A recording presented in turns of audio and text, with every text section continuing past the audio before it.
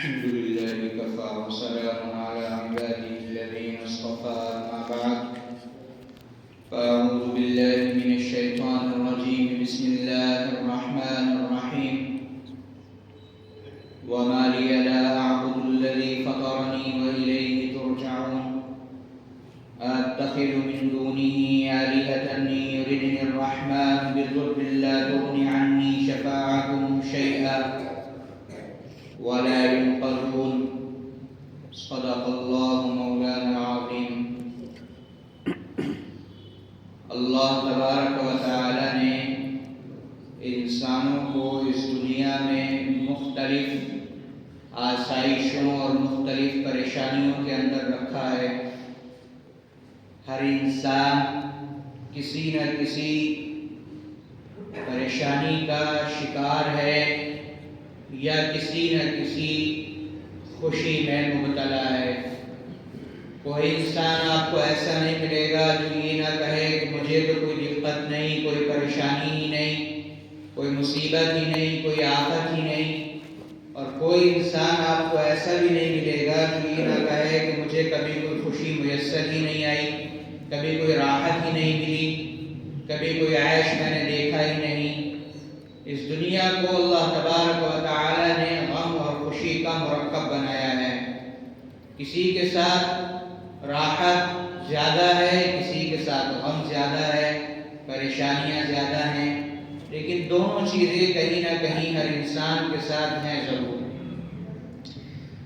اللہ رب العزت نے قرآن کریم کو انسانوں کی ہدایت و فلاح، نجات اور ایک ایسی زندگی جو ابدالآباد کی زندگی ہے، جو ہمیشہ رہنے والی ہے، اس کی کامیابی کے لیے اللہ نے قرآن کو نازل کیا اور ارشاد فرمایا وَنُنَزِّلُ مِنَ الْقُرْآنِ مَا هُوَ شِفَاءٌ وَرَحْمَةٌ لِّلْمُؤْمِنِينَ۔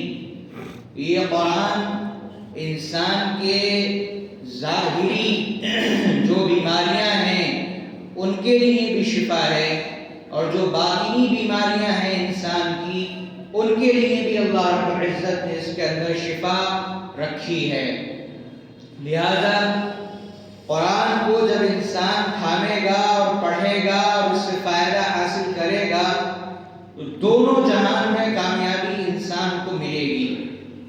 اللہ رب العزت نے قرآن کریم کے اندر ایک سورت نازل فرمائی جو بڑی مشہور و معروف ہے، جس کو ہم اور آپ سورہ یاسین کہتے ہیں۔ ارشاد فرمایا رسول اللہ صلی اللہ علیہ وسلم نے ان لکل شیء قلبا وقلب القرآن یاسین، کہ ہر چیز کا ایک دل ہوتا ہے، ہر چیز کا ایک سینٹر ہوتا ہے، اور اللہ نے قرآن کا دل سورہ یاسین کو بنایا ہے۔ حضرات صحابہ اکرام اور بہت سے بزرگان دین، سلف صالحین اور صحابہ اکرام اور خود رسول اللہ صلی اللہ علیہ وسلم نے اس سورت کی فضیلت کو بیان فرمایا ہے۔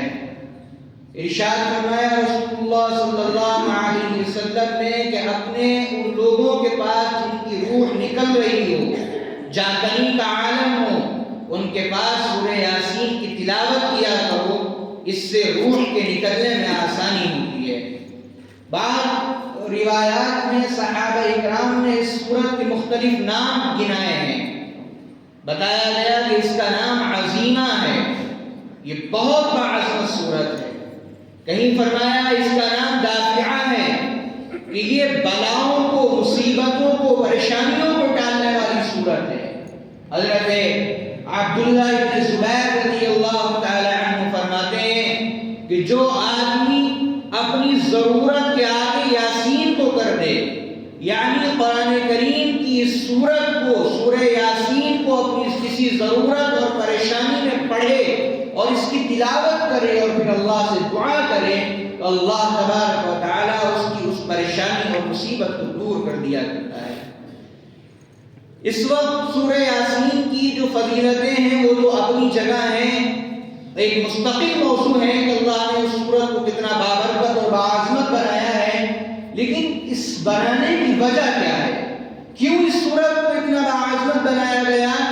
علماء لکھتے ہیں کہ اس سورت میں اللہ نے ایک واقعہ بیان کیا ہے، ایک ایسا عظیم الشان واقعہ، ایک ایسا درد انگیز واقعہ، ایک ایسا حیرت انگیز واقعہ کہ جو انسانوں کے دلوں کو ہلانے اور متوجہ کر دینے کے لیے کافی ہے۔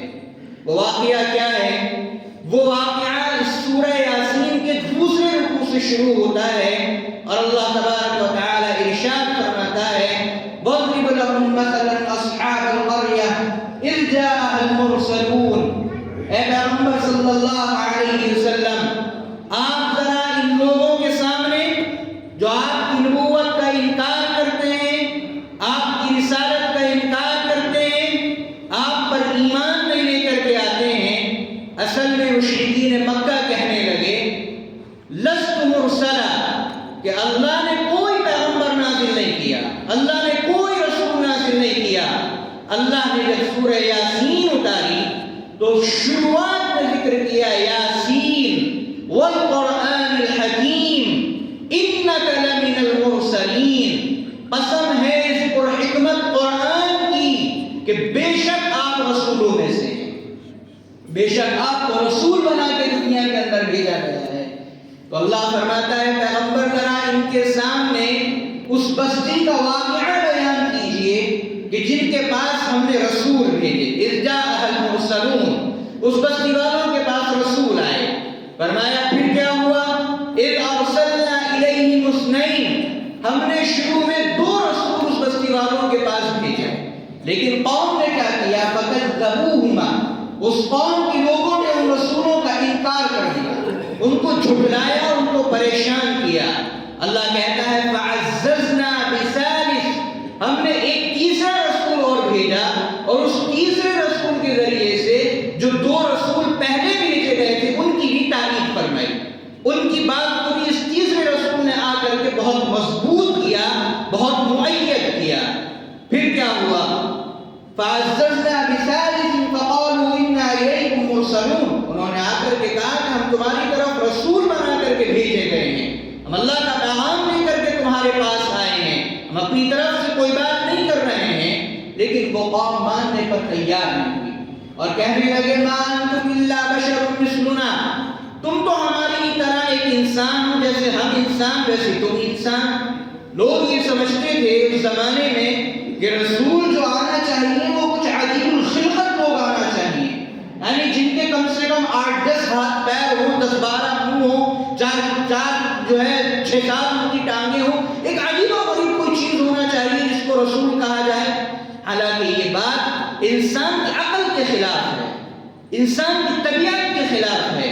رسول کو وہ ہونا چاہیے کہ جو انہی لوگوں میں آئے، انہی کی طرح زندگی گزارے، انہی کی طرح کھائے اور پیے، انہی کی طرح معاشرت اختیار کرے، اور ایسا طریقہ ان کو دے کر کے جائے کہ وہ اپنی زندگی میں اس طریقے کو فالو کر سکیں اور آگے بڑھا سکیں۔ یہ رسول کی ذمہ داری ہے۔ اسی لیے مشرکین مکہ رسول اللہ صلی اللہ علیہ وسلم پر اعتراض کرتے ہوئے کہتے تھے ما لهذا الرسول یأکل الطعام ویمشی فی الاسواق، یہ عجیب رسول ہے کہ کھانا بھی کھاتے ہیں اور بازاروں میں بھی جاتے ہیں۔ لوگ یہ سمجھتے تھے کہ رسول کو کوئی عجیب الخلقت مخلوق ہونا چاہیے، کوئی اور اتنی مخلوق جو ہے وہ ہونا چاہیے۔ لیکن اللہ بہتر جانتا ہے کہ انسان کی طبیعتیں کس چیز کی طرف مائل ہوتی ہیں۔ انسان کسی دوسری مخلوق کو دیکھ کر کے سبق حاصل نہیں کر سکتا، انسان سبق حاصل کرے گا اپنی جیسی مخلوق کو دیکھ کر کے۔ اسی لیے اللہ رب العزت نے انسانوں میں سے رسولوں کو بنایا۔ لہذا یہ ہوا کہ یہ کہنے لگے ما انتم الا بشر مثلنا وما انزل الرحمن من شيء انتم الا تكذبون، کہ آپ کوئی رسول نہیں ہیں، آپ تو ایک انسان ہیں، ایک بشر ہیں، جیسے ہم انسان ہیں، ہم بشر ہیں، اور اللہ نے کوئی چیز نازل نہیں کری ہے، تم جھوٹ بولتے ہو، ان انتم الا تكذبون۔ وہ کہنے لگے رسول دیکھو ربنا یعلم انا الیکم لمرسلون، تم مانو ہماری بات کہ ہم اللہ کی طرف سے بھیجے گئے ہیں، وما علینا الا البلاغ المبین، اور ایک بات بھی ہم اپنی طرف سے نہیں کہہ رہے ہیں، جو پیغام ہم لے کر کے آئے ہیں رب تعالیٰ کی طرف سے وہ پیغام ہم تمہاری طرف منتقل کر رہے ہیں، ہماری بات کو مانو۔ رسولوں نے وہ کہنے لگے قوم انا تطیرنا بکم لئن لم تنتهوا لنرجمنکم وليمسنکم منا عذاب نہیں ہم تو تمہاری بات نہیں مانیں گے. ہوا یہ کہ جب یہ رسول اس قوم کے اندر آئے تو کچھ دنوں کے بعد اس قوم میں قحطساری پڑ گئی. اور قحطساری جب پڑی تو یہ قوم کے لوگ کہنے لگے یہ ساری نحوست ان رسولوں کی ساری نحوستوں کو ان کی طرف منسوب کر دیا. رسولوں نے کہا کہ ایسی کوئی بات نہیں ہے، یہ ساری نحوستیں تو تمہاری طرف ہو سکتی ہیں، ہماری طرف سے نہیں ہے. اَئِذْكِرْتُمْ کیا تم ہمیں اس وجہ سے تانا دے رہے ہو کہ ہم نے تمہیں نصیحت کری، ہم نے تمہیں کوئی دین کی بات بتائی اور سمجھائی، اس وجہ سے تم ہمارے ساتھ معاملہ کر رہے ہو؟ بل انتم قوم مسرفون، تم تو ایسے لوگ ہو جو حد سے تجاوز کرنے والے ہو، اور ہم تمہیں سمجھاتے ہیں کہ تم ہمارے اوپر ایمان لے آؤ اور اللہ کی بات مان لو اور اللہ کی وحدانیت کا اقرار کرو. لیکن اس قوم کے لوگوں نے ان نبی کی بات کو نہیں مانا، ان رسولوں کی باتوں کو نہیں مانا.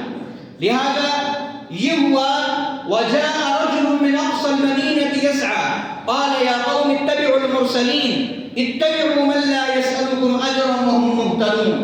اللہ رب العزت نے ارشاد فرمایا کہ ایک آدمی آیا جو ایک شہر کے کنارے پر رہتا تھا، وہ دوڑتا ہوا آیا. جب اس کو یہ معلوم ہوا کہ اس بستی کے اندر اللہ کے رسول آئے ہیں اور قوم کے لوگ اس رسول کی بات نہیں مان رہے ہیں، اس رسول کا انکار کر رہے ہیں اور اس رسول کو پریشان کر رہے ہیں، اس رسول کی بات کو ٹھکرایا جا رہا ہے، اللہ کی بات کو ٹھکرایا جا رہا ہے. رسول کی بات کا انکار کرنا، وقت کے نبی کی بات کا انکار کرنا اور وقت کے رسول کی بات کو نہ ماننا ڈائریکٹ اللہ رب العزت کی بات کا انکار کرنا ہوتا ہے. سیدھے اللہ کی بات کا انکار کرنا ہوتا ہے، اللہ کی بات کو ٹھکرا دینا ہوتا ہے، اللہ کے عذاب کو دعوت دینا ہوتا ہے اور اللہ کے عذاب کو مول لینا ہوتا ہے. یہ آدمی جو دوڑتا ہوا ہے شہر کے کنارے سے، بعض روایات میں اس کا نام حبیب نجار بتایا گیا ہے. یہ کارپینٹر تھا اور کارپینٹری کا کام کیا کرتا تھا، لیکن اس کے دل کو اللہ رب العزت نے اسلام کے لیے کھول دیا تھا، دین کے لیے کھول دیا تھا. اور ان رسولوں کی اس آدمی سے ملاقات ہو چکی تھی اور یہ ان پر ایمان لے کر کے آیا تھا. لہذا یہ ان رسولوں کی بات کو مؤید کرنے کے لیے اور ان کی بات کو سچ ثابت کرنے کے لیے شہر کے کنارے سے دوڑتا ہوا آیا اور اپنی قوم سے آ کر کے کہنے لگا یا قوم اتبعوا المرسلین اتبعوا من لا يسألكم اجرا وهم مهتدون. اے قوم ان رسولوں کی بات مان لو، ان کی اتباع کر لو. یہ تم سے کوئی پیسے طلب نہیں کر رہے ہیں، تم سے کوئی اجرت نہیں مانگ رہے ہیں، تو تمہیں سیدھا راستہ دکھانے کے لیے اللہ کی طرف سے آئے ہیں. لہٰذا تم ان کی بات کا اقرار کر لو اور ان کے پیچھے لگ جاؤ، ان کی اتباع کر لو. اور پھر اپنی قوم کو سمجھاتے ہوئے یہ حبیب نجار ایک تقریر کرتا ہے اور اللہ نے اس کی تقریر کو قرآن میں نقل کیا جہاں سے 23واں پارہ شروع ہوتا ہے. اللہ رب العزت ارشاد فرماتا ہے کہ یہ حبیب نجار کہتا ہے وَمَا لِيَ لَا أَعْبُدُ الَّذِي فَطَرَنِي وَإِلَيْهِ تُرْجَعُونَ. اور مجھے کیا ہو گیا ہے کہ میں اس اللہ کی عبادت نہ کروں جس اللہ نے تنے تنہا مجھے پیدا کیا ہے. وَإِلَيْهِ تُرْجَعُونَ، اس اللہ کی طرف مجھے لوٹ کر کے جانا ہے. آخر میں اس اللہ کو چھوڑ کر کے کیسے کسی کو خود پرست، کیسے کسی کو اپنا خدا مان لوں، کیسے کسی کے آگے اپنی گردن کو جھکا دوں، کیسے کسی کو اپنا حاجت روا مان لوں. أَتَّخِذُ مِن دُونِهِ آلِهَةً إِن يُرِدْنِ الرَّحْمَٰنُ بِضُرٍّ لَّا تُغْنِ عَنِّي شَفَاعَتُهُمْ شَيْئًا وَلَا يُنقَذُونَ. حالت تو یہ ہے کہ اگر میں اللہ کو چھوڑ کر کے کسی کو اپنا معبود بناؤں اور میرا جو معبود ہے حقیقی، میرا جو مسجود حقیقی ہے، میرا جو پالنہار ہے، جو مجھے پیدا کرنے والا ہے، جو میرا رحمان رب ہے، وہ میرے ساتھ اگر کوئی تکلیف مجھے پہنچانے کا ارادہ کر لے اور یہ سب مل کر کے بھی یہ چاہیں کہ اللہ کی اس آنے والی تکلیف کو روک دیں تو ہرگز ان کی شفاعت قبول نہیں کی جا سکتی اللہ کے مقابلے میں. وَلَا يُنقَذُونَ، نہ مجھے اللہ کی کسی تکلیف سے بچا سکتے ہیں، نہ کسی اللہ کے عذاب سے بچا سکتے ہیں. اس آدمی نے، حبیب نجار نے، جب یہ تقریر قوم کے سامنے کری اور اپنی قوم کے سامنے اپنا درد دل نکال کر کے رکھا، کس مشفقانہ انداز میں، کس محبت کے انداز میں اپنی قوم کو سمجھایا اور بتایا اور اپنی قوم کو حق کی دعوت دی، اللہ کی طرف بلایا، اللہ کے رسولوں کی طرف بلایا اور تقریر کرتے ہوئے یہ آدمی کہتا ہے انی آمنت بربکم، دیکھو میں تمہارے پروردگار پر ایمان لے آیا ہوں. یہ نہیں کہا میں اپنے پروردگار پر ایمان لے آیا ہوں، بلکہ کہا میں تمہارے پروردگار پر ایمان لے آیا ہوں. اس لیے کہ اس بات کو اچھی طریقے سے سمجھ لو کہ جو رب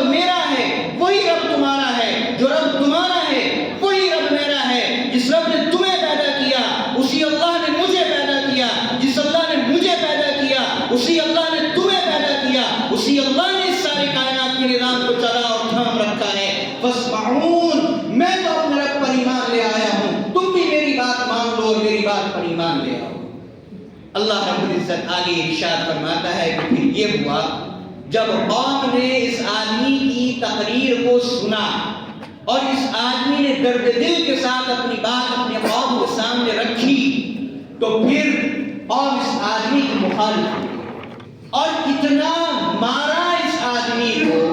بعض روایات میں کتابوں کے اندر لکھا ہے کہ لاتوں سے اور ٹھوکروں سے اور گھوسوں سے اور اس کے سینے پر چڑھ کر کے بیٹھ گئی قوم اور گھوسے مار مار کے اس آدمی کو ہلاک کر دیا، شہید کر دیا اس آدمی کو. اللہ رب العزت آگے جو قرآن میں نقطہ کھینچا ہے، فرمایا اللہ کہتا ہے قیل ادخل الجنہ، اس آدمی سے کہا گیا جاؤ جنت کے اندر داخل ہو جاؤ. کیا مقام اللہ رب العزت نے عطا کیا. دنیا کی ذرا سی تکلیف برداشت کی، دنیا کی تھوڑی سی مخالفت برداشت کری، ذرا سی تکلیف آئی، لیکن اللہ رب العزت نے جو اعزاز دیا وہ یہ کہ جیسے اس آدمی کی روح نکلی فوراً اس سے کہا گیا ادخل الجنہ، جاؤ سیدھے جنت کے اندر داخل ہو جاؤ. اللہ رب العزت نے تمہارا مقام جنت کے بالا خانوں کے اندر رکھ دیا ہے. علماء لکھتے ہیں کہ یہ وجہ ہے، یہ واقعہ ہے کہ اللہ نے قرآن میں اس کو ذکر کیا اور سورہ یاسین کو قرآن کا دل قرار دیا گیا اس واقعے کی وجہ سے. فرمایا قال یا لیت قومی یعلمون، لیکن اس آدمی کا دل ایسا تھا، اس آدمی کے دل کو اللہ نے انسانیت کی محبت سے ایسا پر کر رکھا تھا اور انسانیت کی محبت اس آدمی کے دل میں ایسی بھر دی گئی تھی کہ یہ آدمی جنت میں جانے کے بعد کہتا ہے یا لیت قومی یعلمون، کاش کہ میری قوم کو پتہ چل جاتا ہے کہ اللہ نے میرے ساتھ کیا معاملہ کیا. یا لیت قومی یعلمون، کاش میری قوم جان لیتی کہ اللہ نے میرے ساتھ کیا معاملہ کیا. آگے کہتا ہے بما غفر لی ربی، کس وجہ سے اللہ نے مجھے معاف کر دیا، کس وجہ سے اللہ نے مجھے معاف کر دیا کہ میں نے انسانیت کے ساتھ خیر خواہی کا ارادہ کیا، میں نے اللہ کے بندوں کے ساتھ خیر خواہی کا ارادہ کیا. بما غفر لی ربی، کس وجہ سے اللہ نے مجھے معاف کر دیا. وجعلنی من المکرمین، اور اللہ رب العزت نے میرا شمار باعزت لوگوں کے اندر جنت کے اندر کر دیا. میرا شمار اللہ نے بڑے معزز لوگوں کے ساتھ، مجھے اللہ نے بڑے معزز لوگوں کے ساتھ کر دیا. تو یہ واقعہ ہمیں سبق دیتا ہے اس بات کا کہ انسانیت کا درد، اللہ کے بندوں کا درد، اللہ کے بندوں کو اللہ سے ملانے کی فکر، اللہ کے بندوں تک اللہ کی بات پہنچانے کا غم ہمارے اور آپ کے اندر ہونا چاہیے. اگر یہ غم ہمارے آپ کے دل کے اندر نہیں ہے، انسانیت گناہوں کے اندر مبتلا ہو اور ہم اپنی عبادات کے اندر آگے بڑھ رہے ہوں، انسانیت گناہ کر رہی ہو، اللہ کے بندے اللہ کی نافرمانی پر مبتلا ہوں اور ہم اور آپ آنکھیں بند کر کے اللہ کے آگے سجدوں کے اندر پڑے ہوئے ہوں، تو یاد رکھیے وہ مقام حاصل ہونے والے نہیں ہیں جس کی بشارت اللہ اور اس کے رسول صلی اللہ علیہ وسلم نے ہمیں اور آپ کو دی ہے.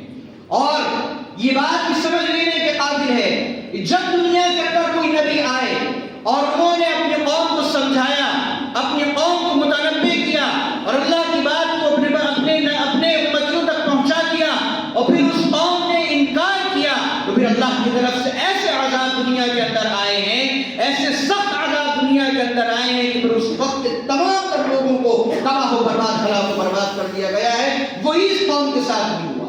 اللہ فرماتا ہے آگے یا لیت قومی یعلمون بما غفر لی ربی وجعلنی من المکرمین وما انزلنا علی قومہ من بعدہ من جند من السماء وما کننا منزلین. کہ اللہ کو ان لوگوں کو، اس قوم کو تباہ کرنے کے لیے، ہلاک و برباد کرنے کے لیے کوئی لشکر آسمان سے اتارنا نہیں پڑا، کوئی طاقت آسمان سے اتارنا نہیں پڑی. فرمایا ان کانت الا صیحۃ واحدہ، سوائے ایک چیخ کے فاذا هم خامدون، جس نے ان کے دل پھوڑ کر کے رکھ دیے، چکلے سے چیر کر کے رکھ دیے. ایک چیخ آئی اور پوری کی پوری قوم تباہ و برباد ہو کر کے رہ گئی. فرمایا اللہ نے یا حسرۃ علی العباد، افسوس ہے میرے بندو تمہارے اوپر، ما یاتیہم من رسول الا کانوا بہ یستہزئون، کوئی نبی تمہارے پاس ایسا نہیں آیا کہ جس کا تم نے مذاق نہ اڑایا ہو. میرے بھائیوں وقت بہت مختصر ہے اور یاد رکھیے کہ دنیا جس بے حیائی کے اندر جا رہی ہے، جس تباہی اور بربادی کے اندر جا رہی ہے، کل قیامت کے دن آپ ہمارا گریبان پکڑ کر کے یہ نہیں کہہ سکتے کہ ہمیں کوئی بچانے والا نہیں آیا تھا. کسی نے یہ کہا نہیں تھا کہ بے حیائی کا انجام دوزخ کے اندر ہوگا. آپ یہ نہیں کہہ سکتے قیامت کے دن کہ آپ نے ہمیں یہ بتایا نہیں تھا مسجد کے منبر طرف سے کہ اگر ہم نے سود خوری نہیں چھوڑی، اگر ہم نے حرام خوری نہیں چھوڑی تو قیامت کے دن سانپ اور بچھو ہماری مہمان نوازی کریں گے، آج کل قیامت کے دن ہمارا گریبان پکڑ کر کے یہ نہیں کہہ سکتے۔ اس لیے ابھی وقت ہے ہم اپنی اصلاح کریں، اپنے نسلوں کی ایمان کی فکر کریں۔ اللہ رب العزت کہنے سننے کے مطابق عمل کی توفیق عطا فرمائے۔ وآخر دعوانا الحمدللہ۔